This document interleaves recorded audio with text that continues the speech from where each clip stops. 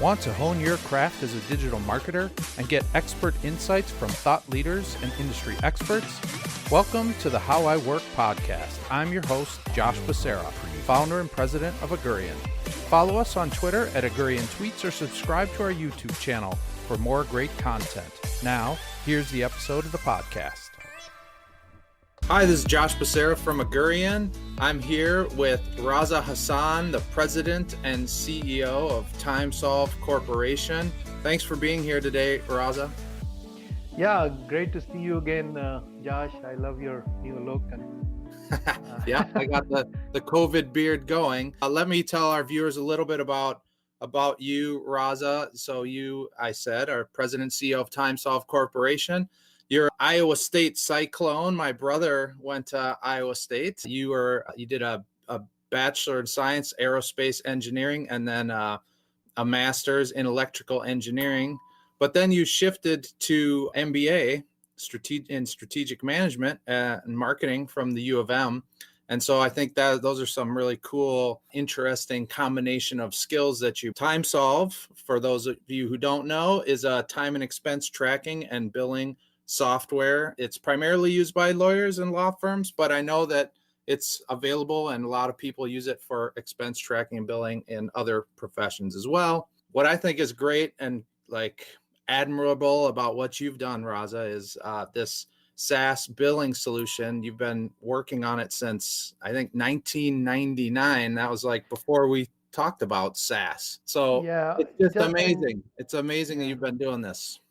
No, thanks. Yeah, sorry to interject. I guess Timesolv started by Thomson Reuters or one of their divisions about that time frame, but I didn't become part of it until 2006. Got it. Cool. You have clients now in 30 plus countries as well, right? Yes, that is correct. Yeah, that's cool. Thank you. Yeah, one of the funniest stories I have about my relationship with Raza is how we met. I'm sure you remember this. We were standing in line. We were at a conference where the men's bathroom to the men's was a mile long, and there were very few women at the conference, and so there weren't very many. And we were joking about maybe we could just skip into the women's, and we almost decided to pull the trigger on that. And then a woman walked out of the ladies' room, and we were like, no, let's not do that. Yeah. Yep. So, we were the two rebels there. So yeah, that was good fun. And so we've kept in touch ever since and had some coffee, and I've been following Timesolv. So prior to that, you were a product manager and at a number of different companies. So can you talk a little bit then about the inspiration for Timesolv, or how you came on board in 2006, or the relationship with Thomson Reuters?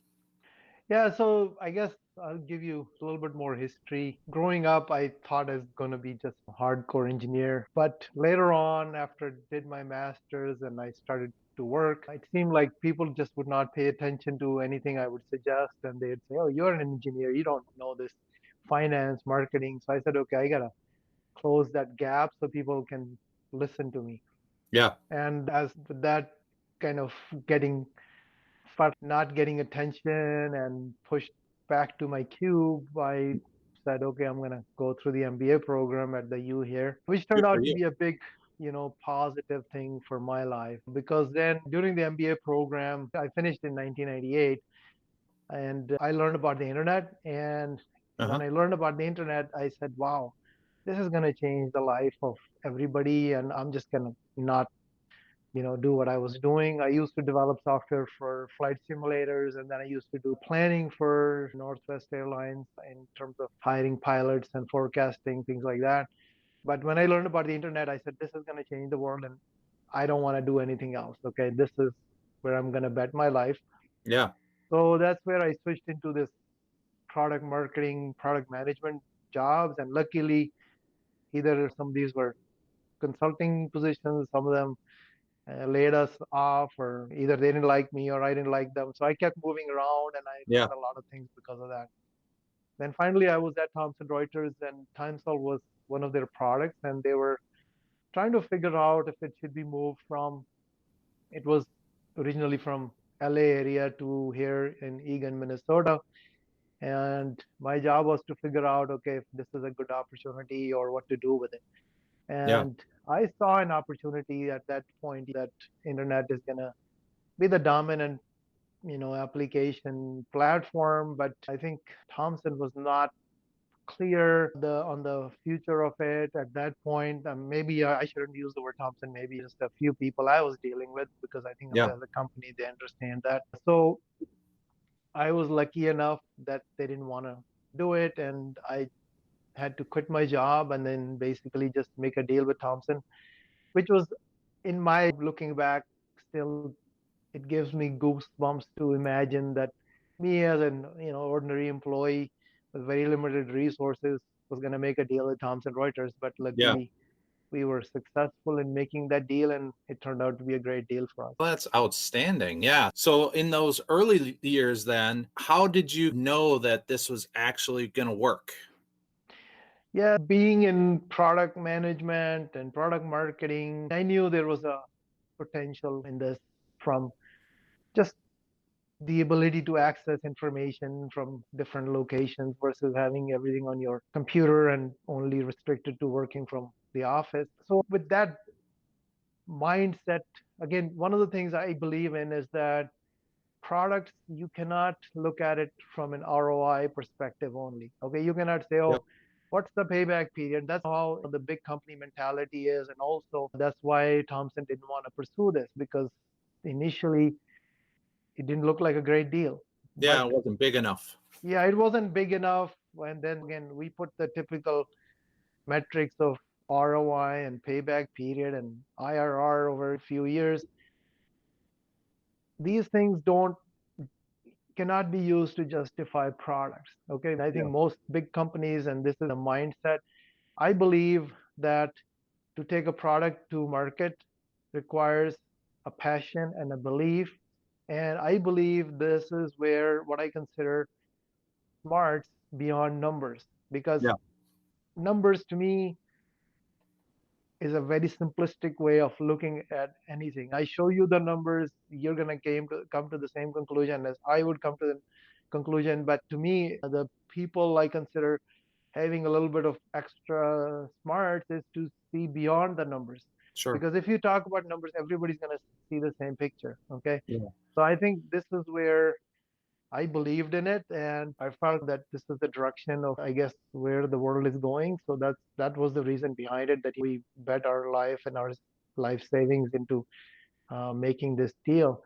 Yeah. So going back to your question, okay, how did it happen in the start, and how did we feel about it, and when did we see that it is gonna work out? Again, with any business, there were a lot of challenges. Okay, initially we had this product which is built on obsolete components. The servers were almost dying. This product was a stepchild of Thomson. The people who were initially part of it had left the company, and this was just, nobody was taking care of it. Okay, so Sure.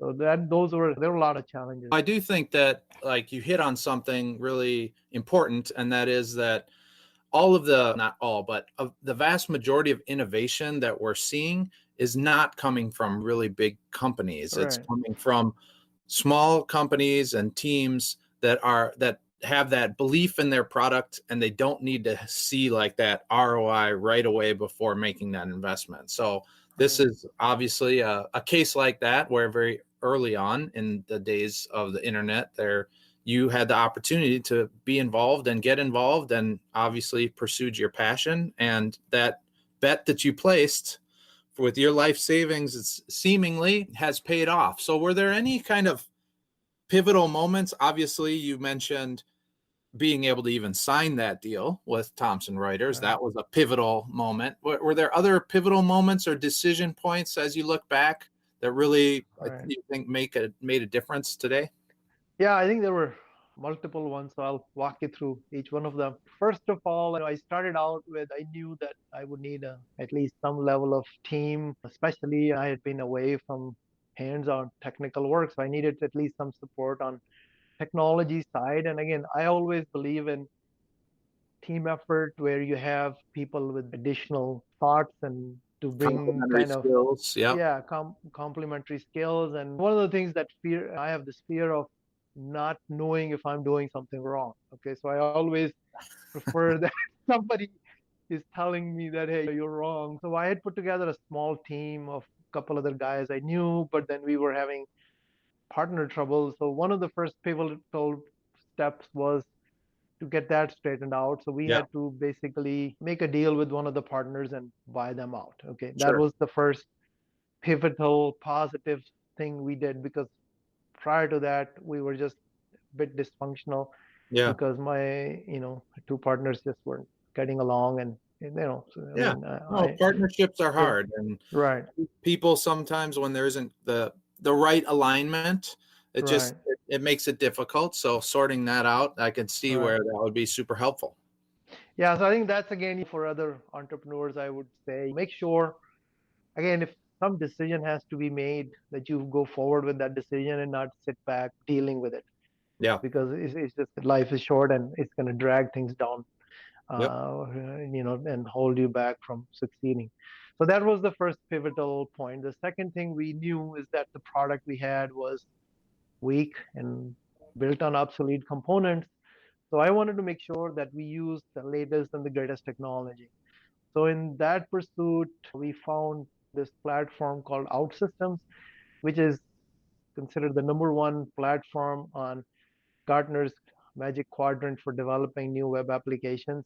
And Okay. not only it does web applications, it also does native iOS and Android applications that are Sure. integrated into that web application.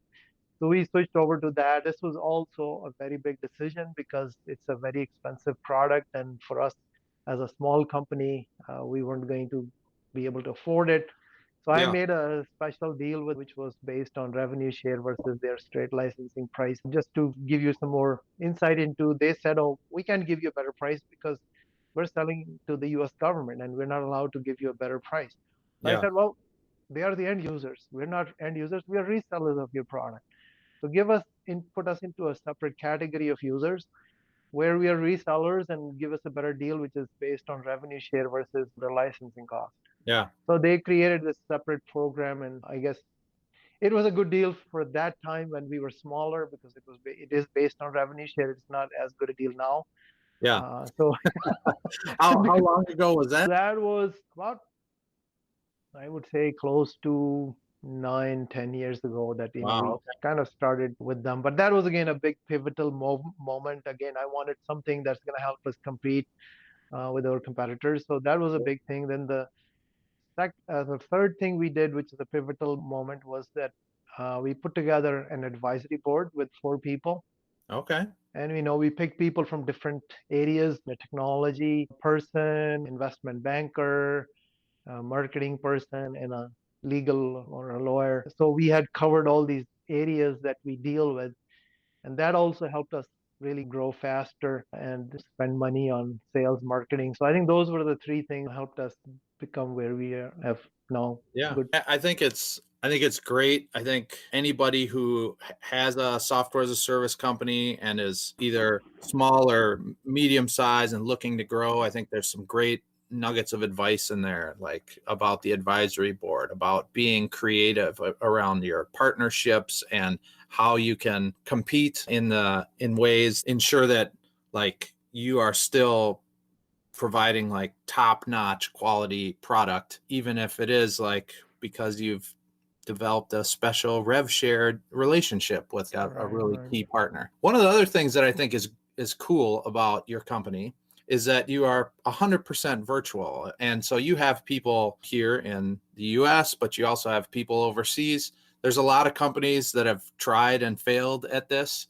So what do you think has helped you at Timesolv make this like a viable long-term solution?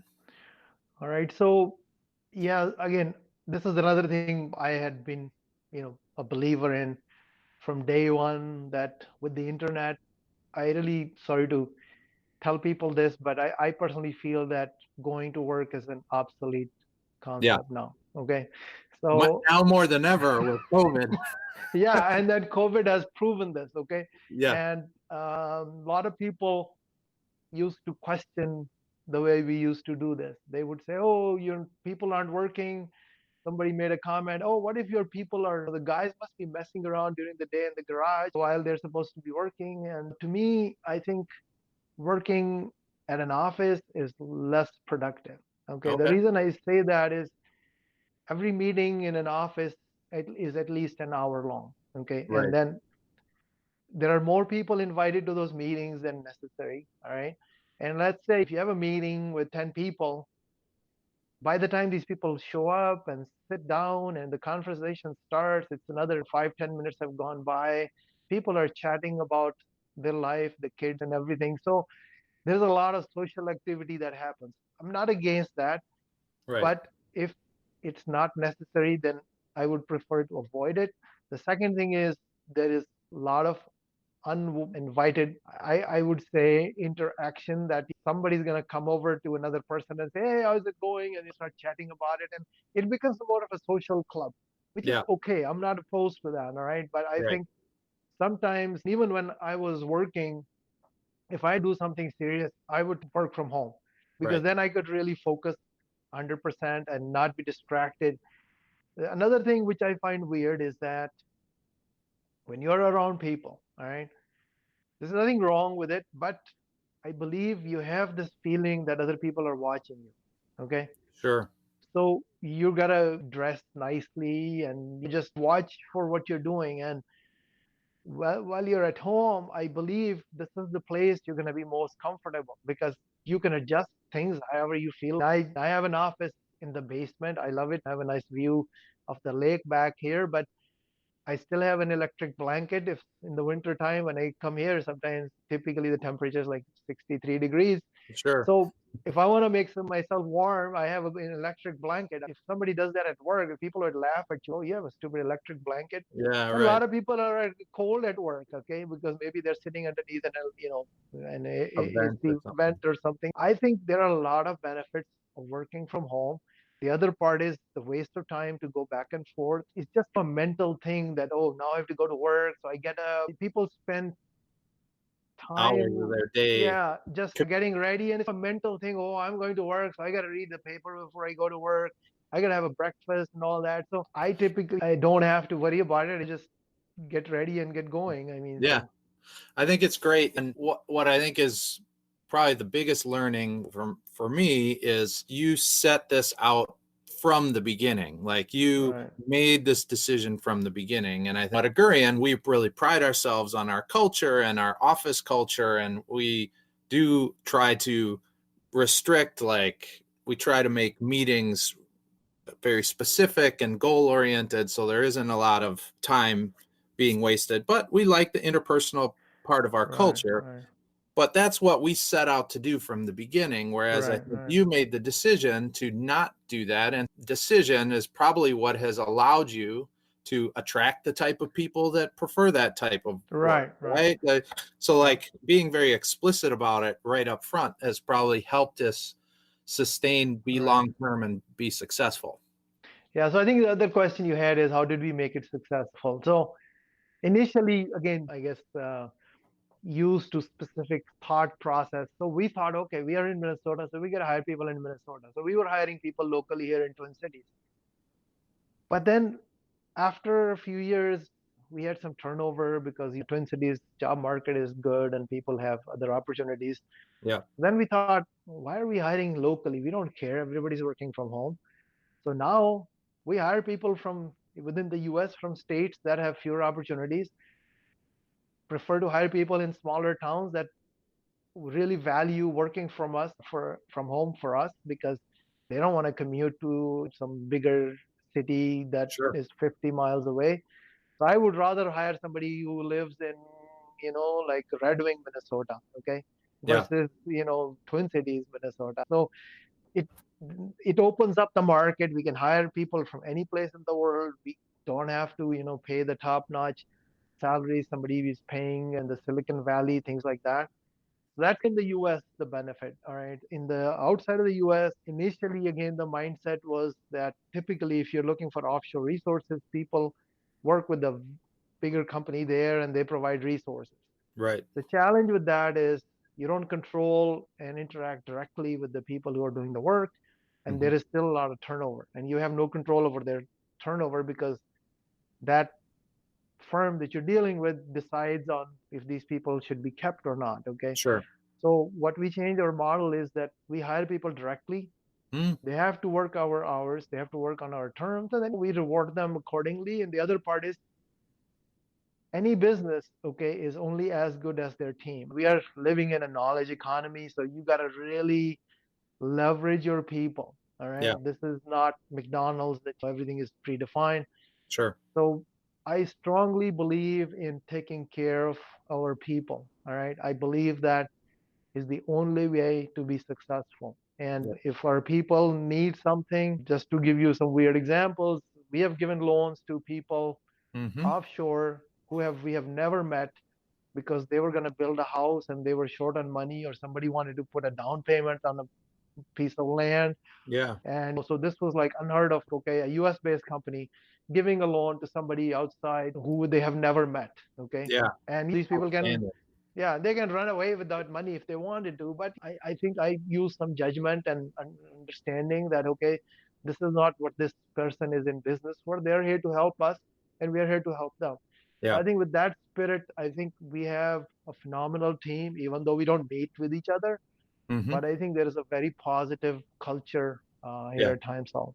Well, that's outstanding. Cool way for you to make sure that you've got that team buy-in. So I want to shift gears a little bit because I'd like to talk about marketing and sales. I'm curious about the marketing and sales activities that you've been doing and either in the past or today that are working for you. I'm curious about, I know you focus at least initially on kind of law firms and lawyers, probably because of the Thomson Reuters connection there. So I'm curious about your ideas around a niche and if having a niche is important or not.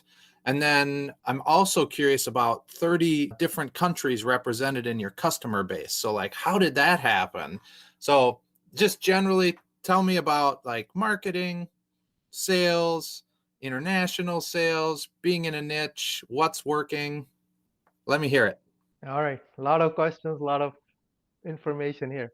All right, so I think I'd like to start with the niche, okay, Okay. because everything is connected to that. Thomson is a big company and they weren't really as focused on legal. When we took over, they had a small customer base, but it was still 50% legal and 50% everybody else. Yeah. All right, so the thing is for me, and again, this is from my education, that for a small company to be successful, right, Mm-hmm. you have to focus on a particular area. All right. And I'll share with you why. All right.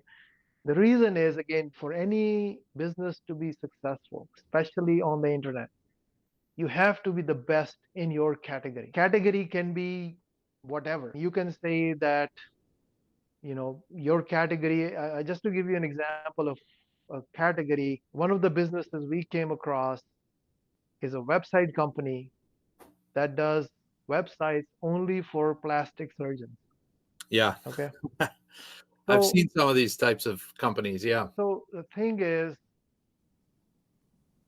when anyone, a buyer is going to buy something, they want to get the best product that they can afford, right? Nobody, even if you're buying aspirin, your brain kind of says, okay, this is the better product. This is what I Yeah. want to get. So when people are buying software, especially when it's on the internet or any product, you got to make sure that you are ideally the number one player in that category so that if a customer looks at you, they say, okay, this is the best product in this category that I'm buying. All right. The only way you can accomplish that as a smaller company, unless you're Microsoft and you have a word processor, that's the best for everybody. But Sure. when you're starting out with, you got to create your niche. Sometimes it's not there. So you have to figure out how to create it and then work hard enough and position yourself to be the best in that category. So the only way that I believe that can be done is if you focus on a particular niche. Now, that's one part of it, okay? The other part is that by having a niche, know how to market to that niche more effectively. Your Right. marketing dollars go more deeper instead of just sprinkling across the whole world and not winning anything. Sure. So that's, I think, the other part is, okay, your marketing resources as a smaller company or as a startup is always going to be limited. All right. So Hmm. you have to say that, okay, I want to go deeper and have success because marketing is the most expensive thing for any smaller company. So I guess how we have succeeded is, again, we have focused on legal and hired the right people. Pretty much everybody that deals with our prospects or customers has experience working at a law firm or Wow. has Okay. done something with the law firm in the past.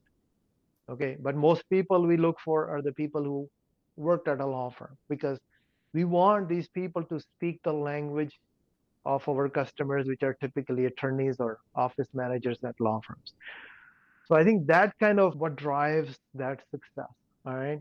Yep. So I think, and we believe right now we are the best in the legal billing. We can do other things, but we want to stay focused in this area because Yeah. we consider ourselves the best and we have done, a lot of effort and accomplished results. So other question you had was what's working in the marketing world and Yeah. sales world. So on the marketing, one of the big successes in the long run is to be blessed by Google and try to be number one in Yeah. your. Ranking. So we are now the number one. If somebody searches for legal billing software, we're the number one software vendor. There are That's some, excellent. Of yeah, there are some directories ahead of us. We're not going to be able to compete with the directory which has course. hundreds of vendors listed. But when it comes to vendors, we are the number one there. Okay, to me, that is a big accomplishment. It took us almost 10 years of constant effort, all the Yep. different things that have to be Yeah. done. Yeah. So I think that's one big thing that drives our marketing success. The other things we constantly promote is the ability to have our customer reviews. The word of mouth is very important to us. And then Sure. other things, social media, I mean, which are typically everybody's doing that. We do everything else to paid Yep. channels and things like that. But I think the overall success is, I believe it's the focus and being considered the number one product in Yeah. that legal billing niche. So when you started growing beyond the US, was that mostly due, do you think, to the rankings? Or was there a lot of word of mouth and referrals happening? Like, how did the international customer acquisition happen? Yeah, so I think another thing, the benefit of a niche is even though there's like over 1 million lawyers in the US, but a lot of these lawyers, even from outside of the US, meet in many of these conferences. Yeah. So, for instance, there is this ABA tech show in Chicago every year. People come, vendors and other visitors, they come here and attend those big, I guess, Sure. events. Yeah. They also are following similar, I believe, news channels and legal education Yep. networks. So once you penetrate one vertical, the world is becoming smaller and smaller. So everybody's connected. So we have not really traced on how these other outside the US people find us. I mean, we really don't spend much money as yet. So we did have an effort for a short while, but I guess it was not successful for Yeah. multiple reasons. But in general, I think we have had success just because I think these people that we are dealing with have had some connections in the US, and other part is, yes, just on the being on the internet and easily found that they have come to us. And another thing is that, again, for instance, strangely, we have a big customer in Vietnam. All right. Uh-huh. But once you have one firm in a particular country, which is, again, all these things I consider as networks. Okay. So Yep. like a niche is a network of connected people, and then all these law firms are connected to other law firms. So if you can penetrate into some of these firms, then they have other connections. So we get more customers once we enter a particular market.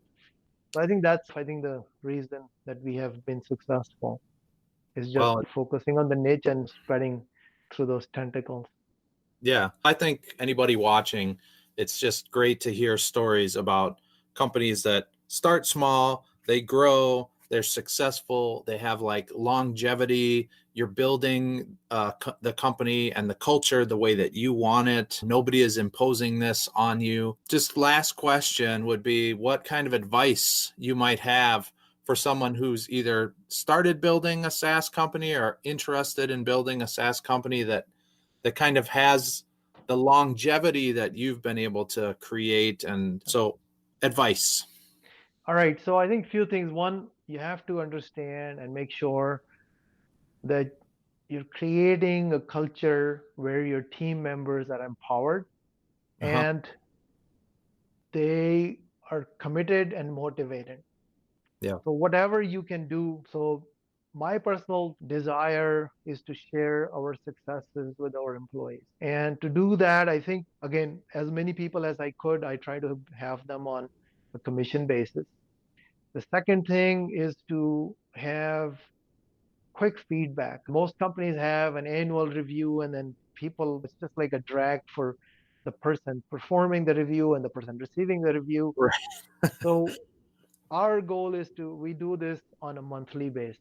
Okay, Wow. and so just quick feedback on, hey, how am I doing, what can I do better, things like that. It's like a big form and Sure. 5 pages of information, and people are just filling it out because the form is there. So that's again focus on building a team. Hmm.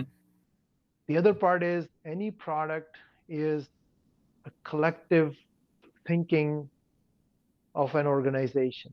What I mean by that is if it is just the thought process of one person, the product is not going to be as good as if it's the thought process of 10 people working together. So create a process where you consult and involve the whole team in your product development. So that's what we do. We have a process where pretty much all these different people are involved in that product development process. Yeah, it's not okay, I know it, and then our director of sales doesn't know it, marketing guy doesn't know, or director of marketing. These people are critical to even developing our product. Okay, even Got it. though in other companies they're, oh, you do your marketing, you do your sales, I'll do the product. It doesn't work like that. So you got to involve your whole team in that process and Yep.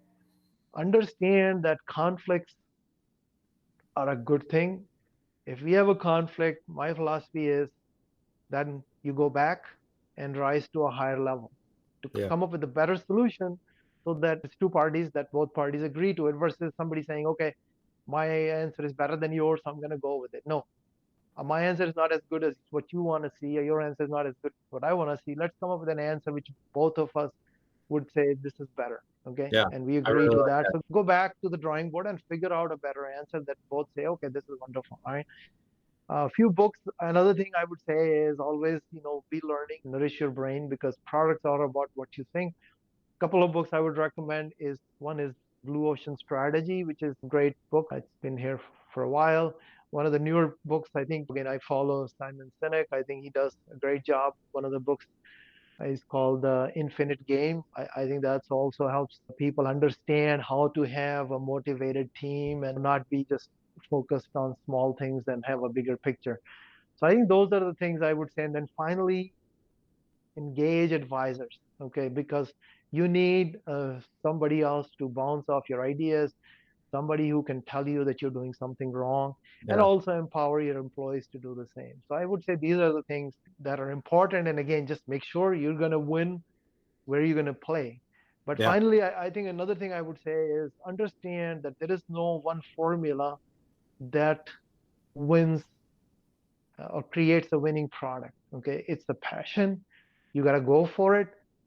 You may win, you may not lose.